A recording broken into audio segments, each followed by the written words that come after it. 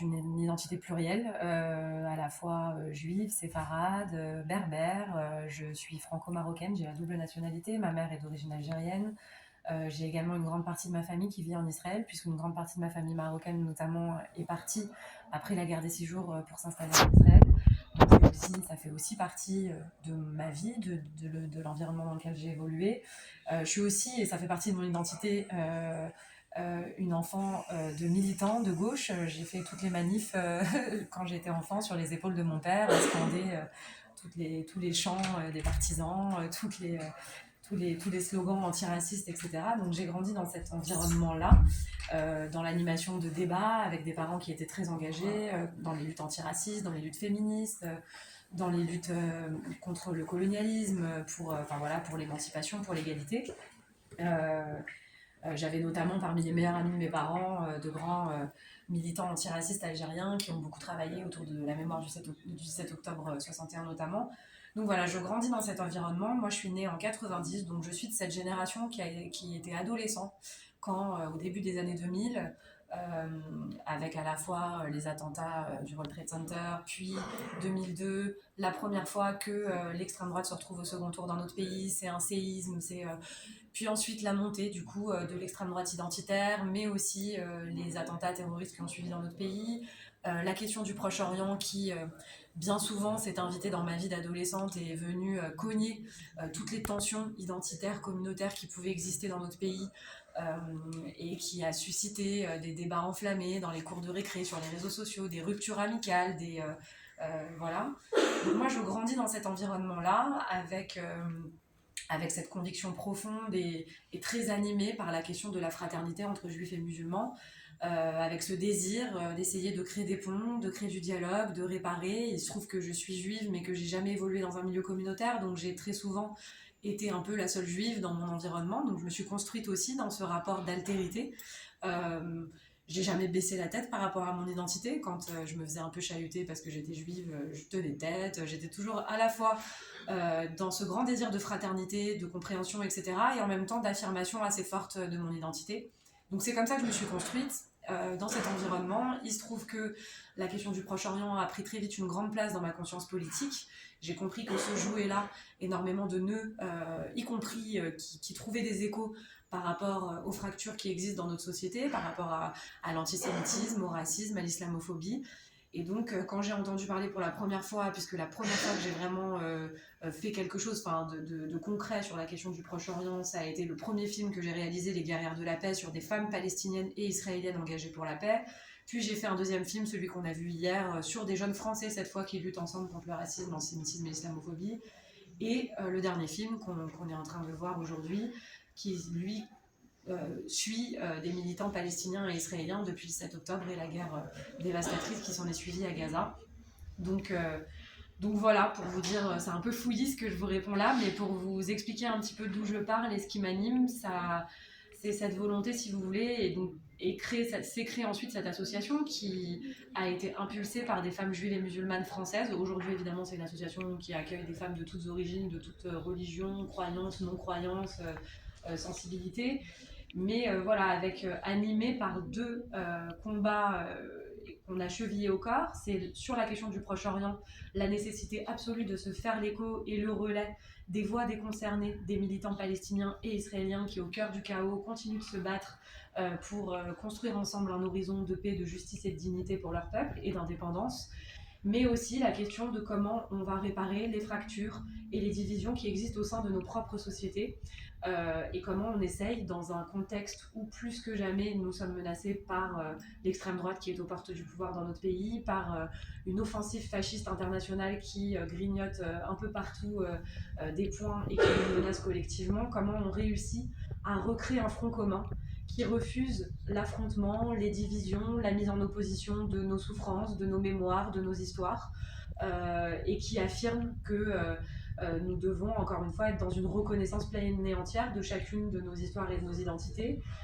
des discriminations d'où chacun fait l'objet, et sans accepter ce piège de l'affrontement qui non seulement nous fait du mal, mais qui renforce nos adversaires politiques qui se nourrissent de nos divisions. et avec une dimension particulière. Là, on parle de guerrière de la paix, une espèce d'oxymore, mais là, ce qui m'intéresse, c'est plutôt le côté féminin. Oui. C'est aussi très important que ce soit les femmes qui s'attaquent à cette dimension-là. Oui, c'était important pour nous. Alors, c'est pas, je ne vais pas ici vous servir un discours caricatural qui consisterait à vous dire que les femmes sont beaucoup plus douces, beaucoup plus empathiques que les hommes, etc. Parce que je ne crois pas que ce soit vrai et je pense qu'il faut se méfier de tout ce qui essentialise les femmes comme les hommes. En revanche, ce que je crois profondément, et c'est peut-être un des ciments de notre engagement en tant que femmes dans ce combat antiraciste, pacifiste, humaniste, c'est que les femmes ont un rapport à la vie. Au concret de la vie et à la responsabilité sur l'avenir du monde qui est particulier. Il y a chez les femmes, peut-être est-ce parce que ce sont celles qui amènent la vie au monde, apportent la vie au monde, cette espèce d'instinct de préserver le vivant, de préserver la vie. Et donc, moi, c'est ce qui m'a beaucoup intéressée quand je suis allée à la rencontre de ces militantes palestiniennes et israéliennes notamment, c'est comment elles ont réussi autour du dénominateur commun le plus simple, qui peut nous paraître le plus basique, mais qui est en fait complètement la substance essentielle de l'humanité. Comment, à partir de là, elles ont réussi à faire tomber énormément de barrières idéologiques, politiques, etc., pour créer un dialogue qui part de là, et un dialogue qui part de l'intime vers le collectif et vers le politique. Et ça, je crois que c'est la puissance des femmes, d'être capable aussi de remettre l'intime au cœur de nos combats et de s'extraire du dogmatisme, des idéologies, des discours, des postures, pour se demander de manière très concrète comment on va construire demain et comment on va réparer demain. Alors, j'ai relevé dans votre livre là, une formule qualifiée de gouvernement israélien actuel, de gouvernement fasciste, raciste, qui mène une politique d'oppression et qui conduit également le pays au précipice. Et en fait, le regain d'antisémitisme, notamment chez nous, est évidemment aussi une conséquence de ce qui se passe là-bas. Alors moi, j'essaye d'être très précise quand je parle de ça, parce que évidemment, personne ne peut nier que la situation au Proche-Orient agit comme un détonateur et comme un amplificateur de tensions et de haine. C'est évident. En revanche, et ça c'est la même chose pour toutes les formes de racisme, pas seulement pour l'antisémitisme, moi je refuse de dire que ce qui produit une haine, c'est l'attitude même des plus extrémistes et des plus fascistes des membres d'une communauté. De la même manière que je trouve, même si c'est des choses très très différentes, qu'il faut regarder pour ce qu'elles sont sans parallélisme ou symétrie absolue, mais de la même manière que je refuse de penser que l'islamophobie, ou d'expliquer l'islamophobie par les actes terroristes qui ont pu avoir lieu dans le monde, je pense qu'on est responsable de choisir de haïr l'autre pour ce qu'il est, et que c'est pas parce que des extrémistes, une minorité d'extrémistes ou de criminels ont agi au nom d'une idéologie ou d'une religion, que c'est pour autant ce qui crée la haine. Je pense que c'est la même chose. Je ne crois pas que l'antisémitisme que nous connaissons aujourd'hui en France, qui par ailleurs trouve une expression très ancienne finalement, très ancienne sur les juifs qui dominent le monde, qui contrôlent, qui sont privilégiés, qui font preuve d'impunité, tous les fantasmes qui existent autour de l'antisémitisme millénaire, hein, depuis l'antijudaïsme chrétien jusqu'à nos jours, c'est des choses qui existent depuis bien longtemps et qui trouvent effectivement peut-être un prétexte dans la politique atroce et criminelle menée par ce gouvernement pour s'exprimer avec beaucoup plus en se lâchant, en faisant tomber toutes les barrières. C'est ce que notamment l'intellectuel Eva Illouz appelle la haine vertueuse, c'est-à-dire que d'un coup, cette haine qui existe et qu'on a en nous peut s'habiller de vertu, puisqu'elle est du côté de la lutte contre l'émancipation, de la lutte pour la justice, etc. Cela dit, moi je crois qu'il faut continuer de séparer et de faire bien attention. L'antisémitisme n'a pas attendu malheureusement la situation à Gaza pour exploser, et d'ailleurs, ce qui nous interroge aussi dans cette grille de lecture, c'est que dès le 8 octobre, presque au lendemain, même le soir même des attaques du 7 octobre, il y a eu d'un coup une vague d'expressions antisémites extrêmement fortes dans le monde entier. Il y a eu comme une espèce de bouffée d'antisémitisme qui s'est libérée, alors qu'Israël était encore en train de compter ses morts et que les bombardements meurtriers à Gaza avaient à peine commencé. Donc ça nous interroge aussi, parce que c'est vrai, et ça avait été la même chose, je ne sais pas si vous vous souvenez, quand il y avait eu les attentats de Toulouse en France, où Mohamed Merah donc, avait assassiné des enfants et leur père, un professeur dans une école. Il y avait eu aussi à ce moment-là, après le meurtre de juifs et d'enfants juifs dans des conséquences atroces, dans des circonstances atroces, il y avait eu pareil une explosion d'expression d'antisémitisme. Donc je crois qu'il faut être très vigilant sur le fait que ça l'amplifie, que ça lui donne des excuses, mais que ça n'est pas ça qui déclenche l'antisémitisme. Et vous avez votre association, qui a été nominée pour le prix Nobel de la paix. Oui. C'est une forme de reconnaissance aussi, c'est tout à coup, ça raconte mon histoire. Oui, bah écoutez, ça nous a extrêmement touchés, honorés, on s'y attendait absolument pas, et pour tout vous dire, on était presque encombrés de cet honneur. Et donc oui, c'est effectivement une reconnaissance importante qui nous pousse à continuer et qui nous donne plus de force, mais c'est surtout pour moi et pour nous, et d'ailleurs notre militantisme se construit beaucoup autour de cette question de la responsabilité. Je crois que toute reconnaissance confère une énorme responsabilité, que nous, depuis le 7 octobre, et même avant, parce que c'est important de repréciser que le combat des guerres de la paix, notamment sur la question du Proche-Orient, n'a pas commencé le 7 octobre. D'ailleurs, nous étions sur place avant le 7 octobre, dans le cadre de notre engagement sur le terrain auprès des concernés depuis des années.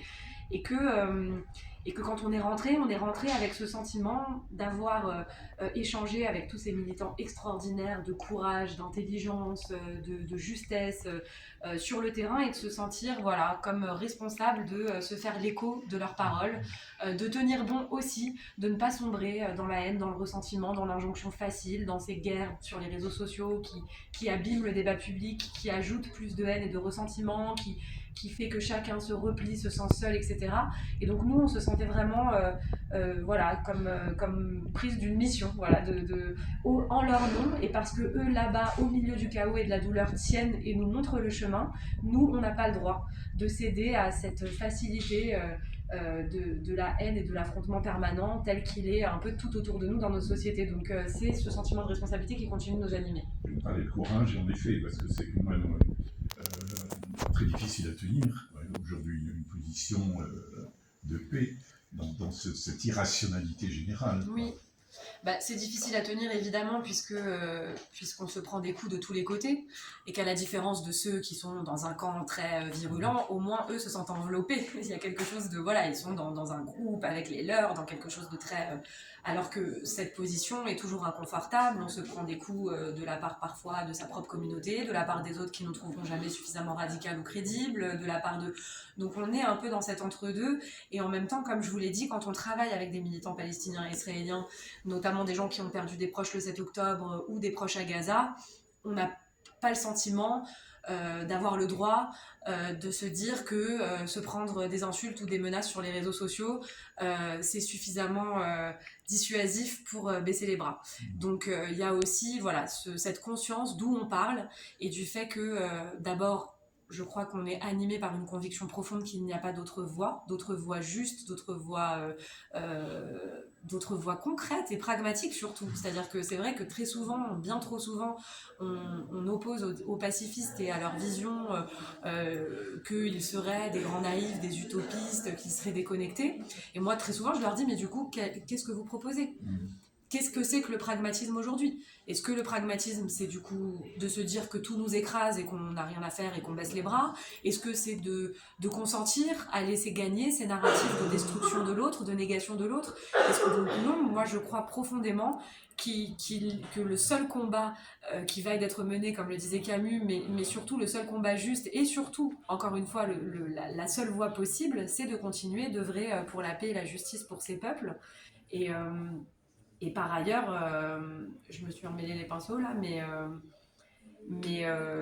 ça va revenir. Finalement, vous êtes journaliste, et c'est une façon aussi extrême de faire son métier, de votre implication, oui. le fait de faire des films, et de témoigner. Alors, bon, là, on est un peu au-delà du rôle du journaliste, qui est de témoigner mais sans s'impliquer. Oui. Mais quand même, là, vous êtes dans quelque chose de très fort. Écoutez, moi, quand j'ai commencé à étudier le journalisme et à travailler, à la base, je faisais plutôt de l'investigation. Et j'ai toujours eu ce sentiment d'entre-deux. Et en même temps, j'avais l'impression que si j'avais voulu faire du journalisme, c'est précisément parce que je crois, et particulièrement dans le monde dans lequel on vit aujourd'hui, et particulièrement dans un contexte de grande déshumanisation, d'essentialisation, de non-compréhension, non-connaissance de la nuance, de la réalité complexe du terrain, etc., j'avais le sentiment que j'avais une responsabilité de pouvoir raconter le monde autrement, de pouvoir mettre en lumière des histoires qui sont trop souvent invisibilisées, et que c'était aussi pour moi une forme d'engagement et de militantisme. Et donc très rapidement, pour moi, c'était d'ailleurs, j'ai jamais cru à la neutralité journalistique. Moi, je crois que quand on est journaliste, c'est qu'on est mu par un désir de dénoncer, de mettre en lumière, de relater. Et les journalistes que j'admire sont souvent des journalistes engagés. Je suis pas sûre que ça existe, cette espèce de... Voilà, on a toujours un regard, on choisit toujours de poser notre regard quelque part, et ça dit quelque chose aussi de ce qu'on veut raconter du monde. Donc moi, ça a toujours été, si vous voulez, le journalisme, bon, le fait d'être réalisatrice de documentaires et le fait d'être une activiste se sont toujours nourris mutuellement et fait écho, et c'est pour ça que je continue d'être très engagée sur le terrain et de faire des films, et que pour moi c'est complémentaire. Voilà. Quand on souhaite ce qu'on essaye de faire avec les Gardes de la Paix, à savoir mettre en lumière et se faire le relais des voix des militants palestiniens et israéliens, faire en sorte que ces voix portent, qu'elles soient de plus en plus légitimes, fortes, qu'elles pèsent sur notre débat public, qu'on écoute les concernés, qu'on cesse de parler à leur place. C'est vraiment la conviction profonde que nous avons. Bien sûr, on a aussi des convictions politiques, une vision, etc. Mais on est aussi dans une forme d'humilité par rapport à notre place, à l'endroit d'où l'on parle, et par rapport au fait que on a besoin d'écouter, d'entendre, de voir le visage, d'entendre les noms de ces gens qui vivent là-bas et qui continuent de se battre, et de nous montrer un autre chemin. Et donc ça, effectivement, c'est aussi ce qu'on essaye de faire à travers les documentaires. Donc ça se fait écho. Merci à vous.